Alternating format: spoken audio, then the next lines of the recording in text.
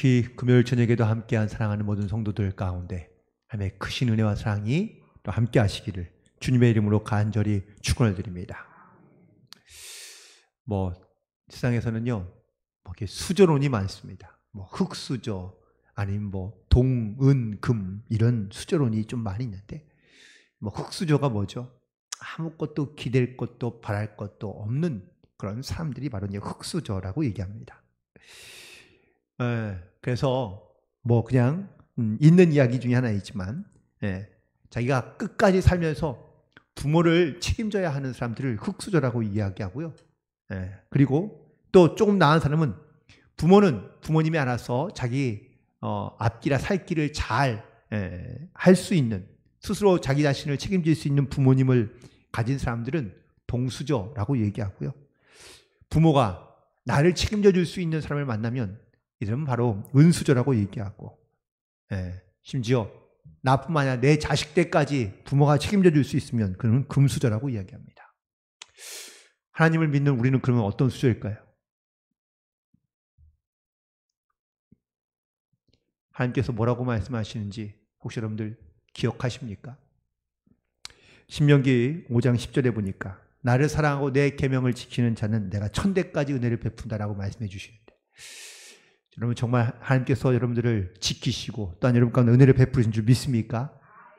네, 이런 믿음을 가지고 하나님 앞에 그 은혜 가운데 항상 감사함으로 살아갈 수 있는 우리 모두가 되기를 주님의 이름으로 간절히 축원을 드립니다. 하나님께서 예레미야에게 말씀하셨습니다. 특별히 레갑의 이런 자손들을 하나님께서 데리고 가서 한 방에 모아놓고 그들에게 포도주를 갖다 주며 그들을 마시우라고 말씀하신 것이죠. 그런데 이 예레미야가 이렇게 레갑에 있는 자손들에게 한 방에 불러놓고 그들 가운데 포도주를 마시게 했는데, 그저 어떤 사람이 하나 일어나더니 우리는 포도주를 마시지 않겠다는 겁니다. 이유가 뭐냐라고 물었더니 우리 조상 때부터 우리가 이 포도주를 마시지 않았다라고 말하고 있습니다. 이미 벌써 오래 기간 동안 그 조상의 말을 250년이나 지켜왔다라는 이야기를 하고 있는데요. 그들이 가나안 땅에 들어오기 전부터, 아니 가나안 땅에 들어와서부터 그들은 한 번도 이 술을 대지 아니하며, 그리고 또한 자기 조상의 명령과 말을 지켜 지금까지 지켜왔다라고 말하고 있습니다. 예레미야가 이들의 말을 하나님께 아뢰자 하나님께서 그들 가운데 복을 내려주시고, 또한 그들 가운데 바로 그들의 장래의 앞날에 대하여 말씀하고 있는 장면이 바로 오늘 본문에 등장하고 있는 것을 보게 됐는데, 특별히 이 시대를 살아가면서 이런 레갑족 속의 자손의 이러한 모습 혹은 이런 마음, 이런 중심으로 살아가는 그런 성도들이 되기를 간절히 소망하면서 오늘 이 말씀을 통하여 함께 은혜 나누게 되기를 주님의 이름으로 간절히 축원을 드립니다. 특별히 오늘 이 레갑 자손들이 살았던 그런 삶의 모습은 과연 어떤 삶이었을까라는 것을 먼저 묵상해 본다면, 그들은 먼저 절제 않은 삶을 살았다라고 우리가 알 수 있습니다. 오늘 본문에 있는 말씀 6절을 잠깐 다시 한번 보도록 하겠습니다. 6절을 보니까 그들이 이르되 우리는 포도주를 마시지 아니하겠노라 라고 이야기하고 있습니다. 특별히 레갑의 아들 우리 손조 요나답이 우리에게 명령하여 이르기를 너희와 너희 자손은 영원히 포도주를 마시지 말라라고 말했기 때문이라고 고백하고 있습니다. 물론 조상들이 말한 어떤 이런 명령과 전통을 잘 지키는 것, 사실 그것이 이제 어떤 후손들의 어떤 본분이라고 말할 수 있죠. 그런데 이 명령을 끝까지 수백 년이 지나도 그들이 잘 지킬 수 있는 이유는 과연 뭘까요? 그건 바로 스스로가 자기 삶 안에 절제하는 삶을 살아갔기 때문이라고 말할 수 있습니다. 당시에 이 구약 시대나 아니면 신약 시대도 마찬가지지만 이 포도주는 사실 그들에게 매우 가깝거나 친근한 그러한 술이기도 하지만 동시에 또 매우 중요한 그런 음료였던 것을 알 수 있습니다. 잔치 자리에 반드시 빠지지 말아야 하는 것이 바로 포도주였고요. 그리고 또한 하나님의 제사를 지낼 때도 반드시 있어야 되는 것, 식구들끼리 모여 반드시 함께 나눠야 되는 것 중에 하나가 바로 이 포도주였는데, 그런데 어떤 사람들은 이 포도주를 술로 여기며 생각하며 그리고 그것을 마시지 않는 사람이 있는가 하면, 또 어떤 사람들은 그를 즐기며 좋아하고 그리고 또한 자신의 육신의 즐거움을 위하여 즐기는 사람들이 많이 있다라는 것이죠.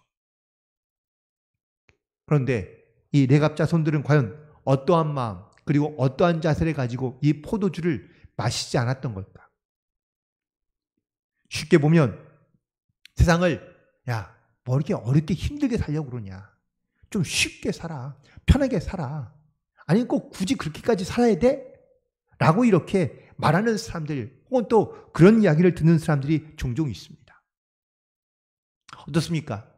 우리가 신앙으로 살아가면서 나는 세상에서 살아가는 내 삶의 방법을 쉽고 편하게 살려 하십니까? 아니면 조금은 힘들지만, 아니면 남들이 보기에는 좀 답답해 보이지만 그래도 거룩함과 그리고 또한 신앙을 지키는 삶을 살려고 여러분들 노력하고 계십니까? 적어도 우리가 이 땅 가운데 그리스도로 살면서 어떤 이런 하나님의 말씀과 그리고 하나님의 또한 뜻에 합당한 이 절제되어 있는 절대된 삶을 살아가는 것이, 이것이 바로 이 시대를 살아가고 있는 성도의 모습이지 않을까라고 생각합니다. 특별히 아마 지금도 거의 바뀌지 않았을 것이라고 생각하는데, 세계에서 술을 가장 많이 소비하는 나라 중에 하나가 바로 한국이라고 그럽니다. 우리가 상상하는 것 이상입니다. 특별히 한국 사람들은 1등도 많은데 술을 제일 빨리 먹기로 1등이라고 그럽니다. 짧은 시간에 빨리 먹고 많이 먹기로 따지서 세계 1등이라고 이야기합니다. 그리고 독한 술, 그리고 또 술을 섞어 먹는 것도 1등이라고 그럽니다. 제일 우리나라 사람들 가운데 이게 술 먹기 하면은 내기하는 사람도 있지 않습니까? 누가 제일 많이 마시나, 많이 먹나. 사실 좀 이해가 안 되는 그러한 모습이긴 하지만, 이게 뭔지 자존심 싸움인지 모르겠지만 단시간에 그리고 가장 많은 술을 잘 먹어야 마치 호의인과 호걸인 것처럼 그렇게 생각하는 경우들이 종종 있습니다. 또 심지어 또 그런 것들을 가지고 경쟁하다 보면 다투거나 싸우거나 꼭 끝이 좋지 않는 그런 모습도 사실은 수지는 많이 보기도 하고 듣기도 합니다. 최근에는 이런 술과 연관되어서 나타나는 사건, 사고들이 요즘은 좀 많이 있어서, 특별히 이 술 먹고 운전하는 이런 음주운전에 대한 이런 처벌들이나 아니면 이런 사건들이 많이 일어나고 있어서 여기에서 경각심을 우리가 더 많이 갖고 있는 것을 보게 되는데, 그럼 이 과거 구약시대의 이 레갑 사람들에게, 자손들에게 이 포도주는 과연 어떠한 의미였을까라는 것을 한번 생각해 봅니다. 과연 그들에게 이 포도주는 음료수나 물 같은 것이 아니라 이 포도주를 마시지 말아야 될 독주와 금주 같은 것으로 생각했다는 것이죠. 굳이 이렇게까지 살아야 되나? 라고 말할 수 있지만, 깨끗하며 정결하고 구별된 삶을 살기 위해서는 이 포도주마저도 마시지 않는, 금지하고 또한 그것을 절대로 마시지 않게 하는 이러한 전통에 그들은 순종하며 따라갔다라는 겁니다. 이렇게 하는 것이 그들에게 어떤 큰 유익을 주는지, 그들의 삶에 어떤 큰 특별한 변화가 일어나는 것은 아니겠지만, 어떠한 상황이나 혹은 또 어떠한 순간에도 모든 죄악과 유혹에서 그들이 떠나 절대된 삶을 살아가며 하나님의 명령과 말씀과 뜻 가운데 순종하는 삶을 살겠다는 이런 믿음의 결단이 바로 그들의 삶의 모습 가운데 고스란히 녹아져 있는 줄로 믿습니다. 잘 먹지 않거나 아니면 뭐 처음부터 잘 못 먹는, 술을 잘 못 먹는 사람도 있지만, 네. 먹지 않아 봐서 잘 마시는 것을 잘 이해는 못 하겠습니다. 그런데 술 마셔도 정말로 더 건강해질 수 있거나 아니면 뭔가를 조금 더 뭐 생산력이 있는 무언가를 할 수 있다면 굳이 마다할 이유는 없겠죠.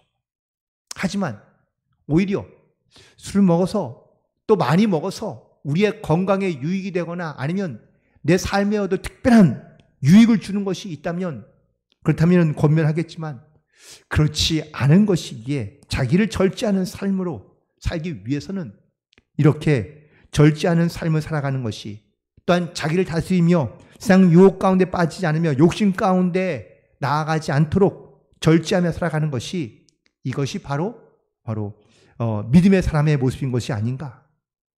특별히 이 레갑 자손들이 바로 이렇게 오직 자기의 욕심과 육의 즐거움을 따라가지 아니하고 하나님의 뜻과 그리고 하나님의 말씀 가운데 살겠다는 이 믿음의 자세, 이 신앙의 자세, 이 삶의 자세가 바로 우리들이 배워야 될 영적인 자세의 모습인 줄로 믿습니다. 예수님께서도 말씀하십니다. 너희는 세상의 소금이니 소금이 그 맛을 잃으면 무엇으로 짜게 하리요. 다만 버리워 사람의 발에 밟힐 뿐이라고 말씀하고 있습니다. 그 맛을 잃으면 우리가 세상에서 소금의 맛을 내며 또한 그 소금의 사명을 가지고 살아가야 되는데 정작 우리는 그 소금의 맛을 잃어버리며 그리고 또한 그것을 깨닫지 못하면 우리는 이 세상에서 구별되며 혹은 또 하나님의 뜻에 합당한 삶을 살아갈 수 없다는 것을 말하게 됩니다. 사람들은 마지막 때가 되면 자기 일생을 살아오면서 느꼈던 한마디를 유언으로 남기는 경우들이 많이 있습니다. 예수님도 십자가에 달려 돌아가시면서 다 이루었다라고 말씀하시며 이 땅에 오신 주님의 사명과 또한 하나님의 약속들을 다 지켜 행하신 것을 우리는 알고 있습니다. 스데반도 돌에 맞아 죽으면서도 그는 고백합니다. 아버지여 저들을 용서하여 주옵소서. 저들이 하는 짓을 저들이 알지 못합니다. 라고 고백하기도 했습니다. 그런데 많은 사람들은 하나님을 모르거나 또한 하나님을 믿지 않는 사람들은 대부분 다 인생의 허무함을 생각하며 말하는 경우들이 많이 있는데요. 공자는 마지막 때에 태산이 무너지는 것 같구나 라고 이렇게 말했다고 그러고요. 그리고 소크라테스는 죽기 전에 내가 전에 빌린 닭 한 마리가 있는데 그것을 빚을 갚아달라고 이야기했다고 그럽니다. 괴테는 죽어가면서 나에게 더 많은 빚을, 더 밝은 빚을 보여달라고 이야기했다는 겁니다. 실제로 장충동에서 이렇게 족발과 그리고 순대를 장사해서 아주 많은 돈을 벌었던 그런 할머니가 있었는데 그런데 이분이 집이 5채나 되고 강남에 빌딩도 있고 많은 땅을 가지고 있다고 합니다. 그런데 죽을 때 이 족발 할머니가 남긴 유언이 뭔지 아십니까? 식구들의 귀에 대고 조용하게 이렇게 얘기했다고 합니다. 얘들아, 돼지고기는 얇게 썰어라. 이유가 뭘까요? 두껍게 썰면 손해보니까 그러니까 죽는 그날까지도 돼지고기는 얇게 썰어라라고 이야기했다는 겁니다. 사랑하는 성도 여러분, 우리가 과연 이 세상에 살아갈 때에 어떠한 삶으로 내가 하나님 앞에 서게 될지 사실은 알 수 없습니다. 하지만 오늘 이 레갑 족속들이 그들의 조상의 말을 그대로 명령을 따라 말씀을 따라 순종하며 지키며 살아왔던 이 삶의 자세 혹은 이 믿음의 자세가 우리가 배워야 될 평소의 모습과 어떤 삶에서 나타나고 풍겨야 될 우리의 신앙의 자세이며 모습인 줄로 믿습니다. 비록 작은 것이고 혹은 별로 것이 큰 어떠한 능력을 나타내는 것은 아니지만 그 사소한 것 하나에도 우리가 최선을 다하며 믿음으로 말씀으로 살아갈 수 있는 영적인 우리의 삶에 대한 분명한 절제하는 자세가 있어야 우리가 이 땅에 살아가는 동안에 우리의 어떤 유혹과 미혹, 육의 소욕을 따르지 아니하고 아니 말씀을 따라 거룩함으로 진실하게 살아갈 수 있는 성도의 모습으로 살아갈 수 있는 줄로 믿습니다. 오늘 이 믿음의 결단을 가지고 나아가는 그러한 사랑하는 모든 성도들이 되시기를 주님의 이름으로 간절히 축원을 드립니다. 또한 두 번째는 바로 초월하면서도 하나님께서 예비하시는 그런 하나님의 은혜를 그들은 고백하며 살아가는 것을 보게 됩니다. 특별히 오늘 본문에 있는 말씀 7절에 있는 말씀을 보시기 바랍니다. 너희가 집도 짓지 말며 파종도 하지 말며 포도원을 소유하지도 말고 너희는 평생 동안 장막에 살아라 라고 이렇게 얘기합니다. 이건 좀 너무한 거 아닌가요? 집도 짓지 말고 파종도 하지 말고 소유하지도 말고 평생토록 장막에 살아라 라는 이 말은 뭔가 이 세상을 살아가는 어떤 방법과 비결과는 전혀 반대되는 그러한 모습으로 말씀하고 있는 것을 보게 됩니다. 어떤 사람이든 살면서 조금 더 풍요로워지고 넉넉해지기를 바라는 마음을 가지고 살아갈 겁니다.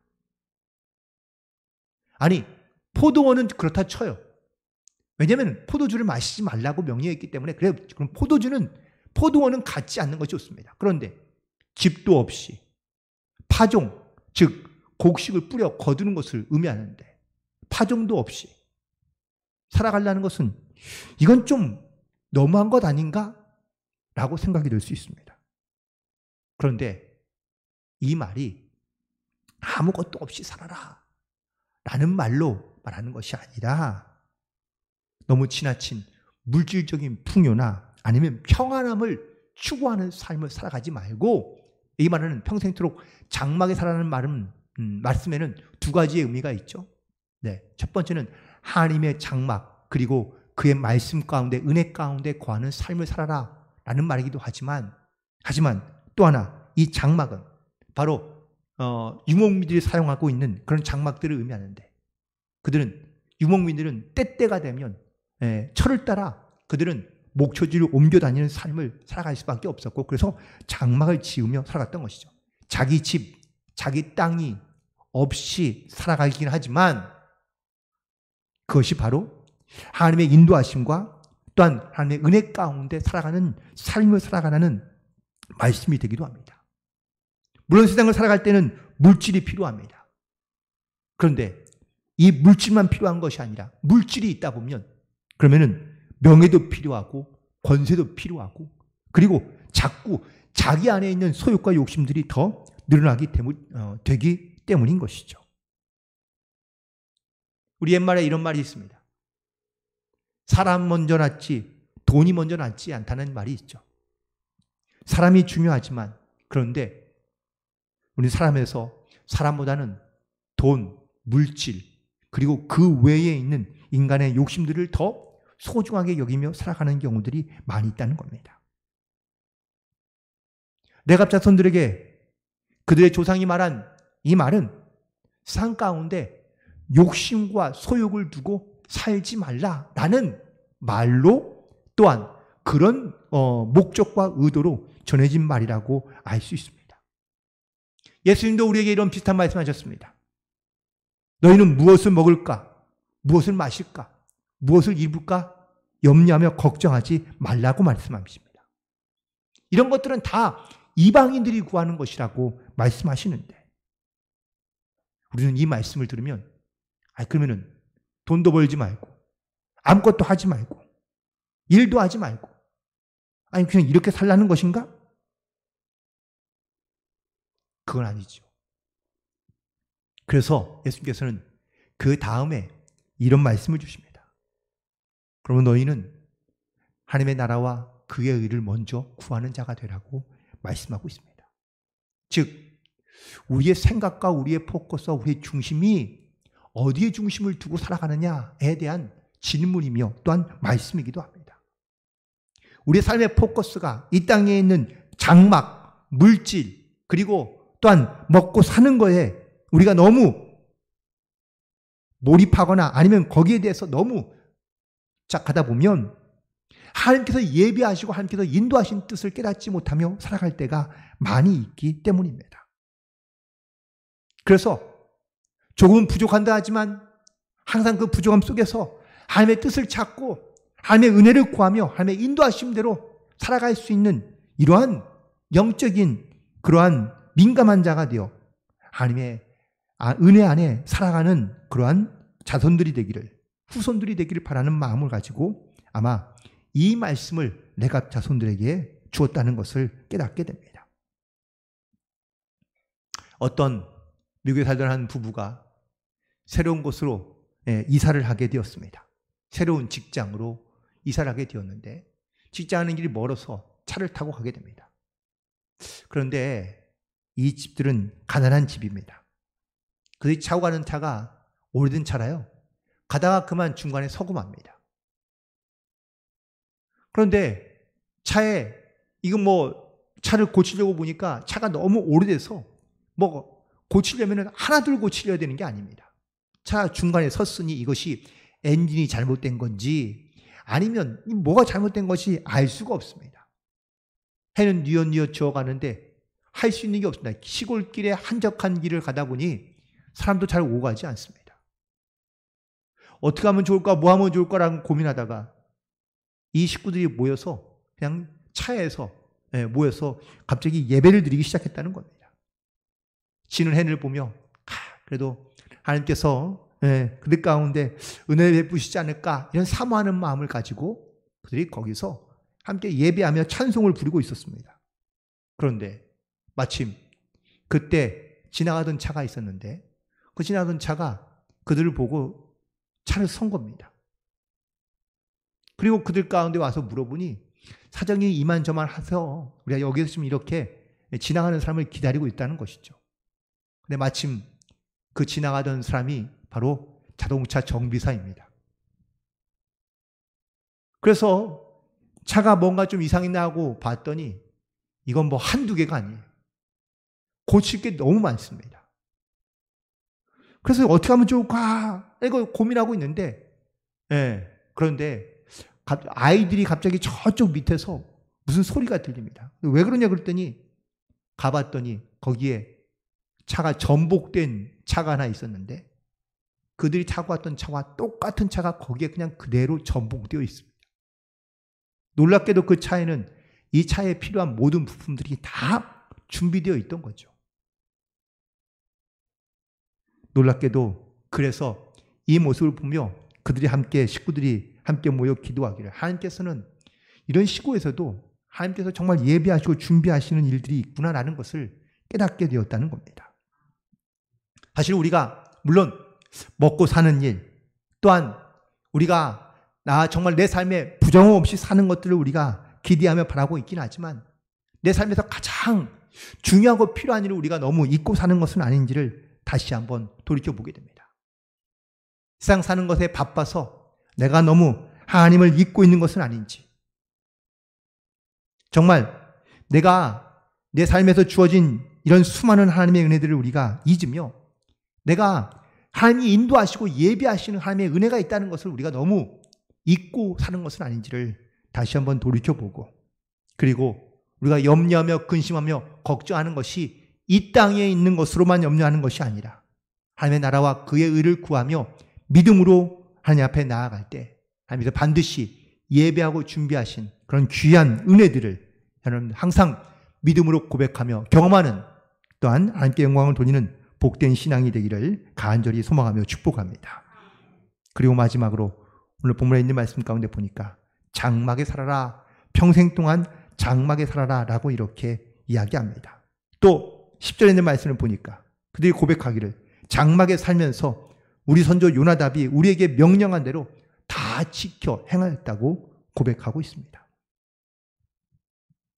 아까 말씀드렸지만 이 장막은 바로 그들이 살고 있는 삶의 터전이면서 또한 동시에 하나님의 말씀을 듣는 장소이기도 합니다.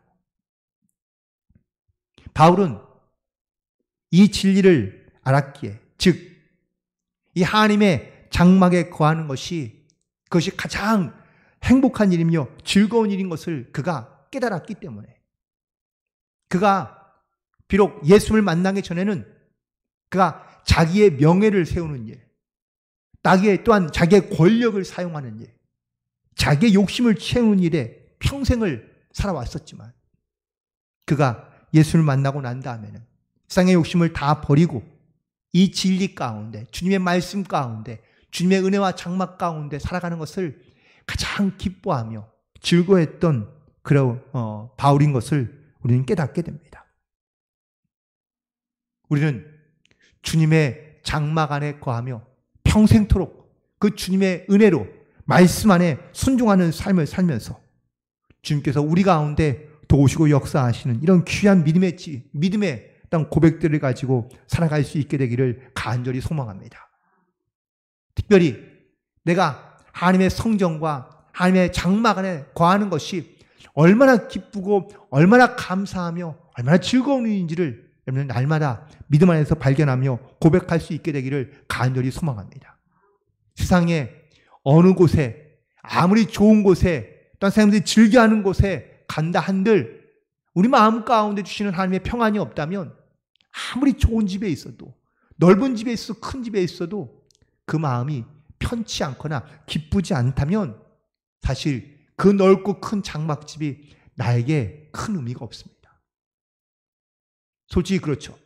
넓은 집에, 큰 집에 가서 좋은 것이 아니라 내 집에 사는 것이 가장 좋은 것처럼 말입니다.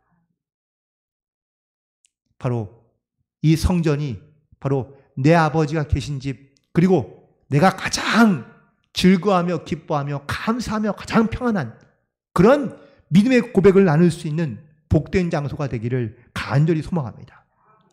주의 장막에 거하는 것이 어찌 그리 아름다운지요. 시편 기자는 항상 이 믿음의 고백을 가지고 살한 줄로 믿습니다.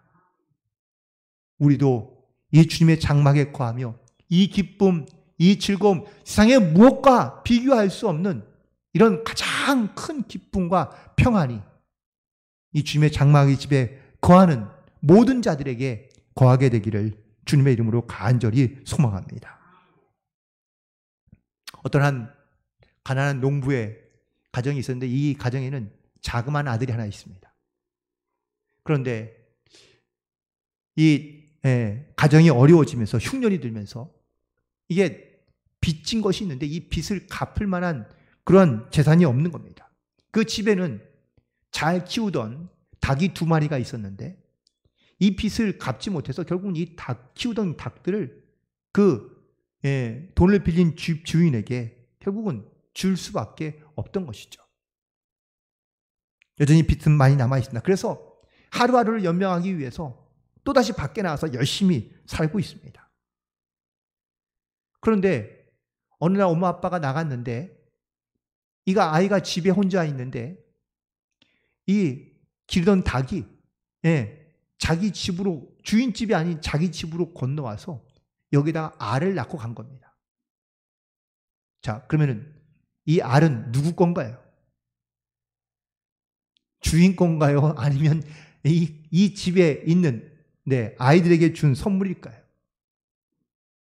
아이는 그래서 오랜만에 정말 계란을 먹을 수 있겠구나 싶어가지고 아주 신나서 계란을 가지고 집에 들어가게 되었습니다. 그런데 문득 생각이 난 겁니다. 엄마 아빠가 분명히 말하기를 이제 이는 더 이상 우리 게 아니고 주인 거니까 주인에게 다 주어야 된다는 했던 말들이 생각나는 것이죠. 그러고 난 다음에 이 아이는 이 달걀을 가지고 주인집 할아버지를 찾아갑니다. 사실대로 말하고 그 먹고 싶었던 달걀을 그 주인에게 건네준 것이죠. 그러자 그 주인집 할아버지가 묻습니다. 혹시 네 부모가 시켰냐? 라고 물었자, 아니 우리 부모님들은 지금 밖에 나가서 일하고 계셔서 집에 계시지 않아요. 라고 이렇게 대답한 겁니다. 이 말을 들은 이 주인집 할아버지가 마음이 흐뭇하면서 미소를 지으며 이 아이에게 계란 2개를 다 준 것뿐만 아니라 심지어 그 빚으로 보상을 받았던 그런 닭들까지도 함께 다시 돌려주었다는 겁니다. 아이의 입장에서 보면은 아니 누구라도 상식적으로 생각한다면 사실 이 계란은 자기 집에 돌아와서 낳은 것이니 주인에게 돌려주지 않아도 됩니다. 하지만 이 아이의 생각에는 이것이 옳지 않다고 생각하며 정직하게 진실하게 해난 그 작은 욕심에 연연하지 않았던 이것이 오히려 이 아이와 식구들에게 더 큰 그러한 복으로 다시 돌아오게 된 것을 보게 됩니다. 레갑 자손, 어찌 보면 그 과거 구약 시대의 그들의 모습을 보면 포도원도 같지 아니하고 그리고 또 영원히 파종도 아니하고 집도 짓지 아니하고 그리고 평생에 장막을 살면서 포도주 좀 마시지 아니하는 그런 조상들의 명령과 말씀을 따라 그들이 수백 년 동안이나 이것을 지켜왔던 이유는 과연 뭘까? 더 큰 하나님의 축복과 은혜를 누리기 위함이었을까요? 아닙니다.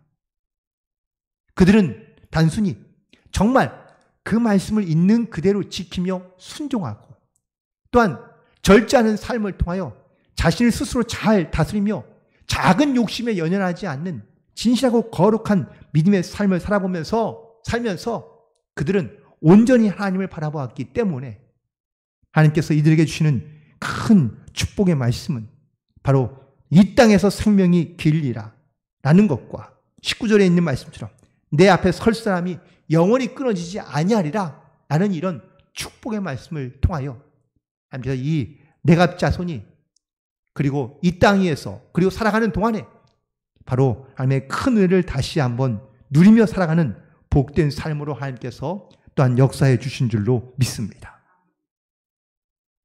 물론 우리가 이 땅에서 넉넉하며 풍족하고 또한 많은 것들을 누리며 살아가는 것이 또한 큰 축복이며 은혜이기도 하지만 정말 내 삶에서 정직하며 진실하게 비록 적을지라도 혹은 또 부족할지라도 세상의 탐욕과 죄악 가운데 빠져 욕심 가운데 빠져 유혹 가운데 우리가 하나님의 영광을 가리는 어리석음 가운데 살아가는 것이 아니라 반듯하고 정직하며 진실함으로 하나님의 귀한 이러한 칭찬과 또한 축복의 삶을 살아갈 수 있는 무엇보다 하나님을 기쁘시게 하며 하나님께 영광 돌리는 삶을 살아갈 수 있는 우리 모두가 되기를 간절히 소망하며 오늘 이 자리에 함께 사랑하는 모든 성도들이 이런 믿음과 또한 이런 진실한 삶을 통하여 하나님께 칭찬받으며 하나님께 영광 돌리며 나아가는 우리 모두가 되기를 주님의 이름으로 간절히 축원을 드립니다. 기도하시겠습니다.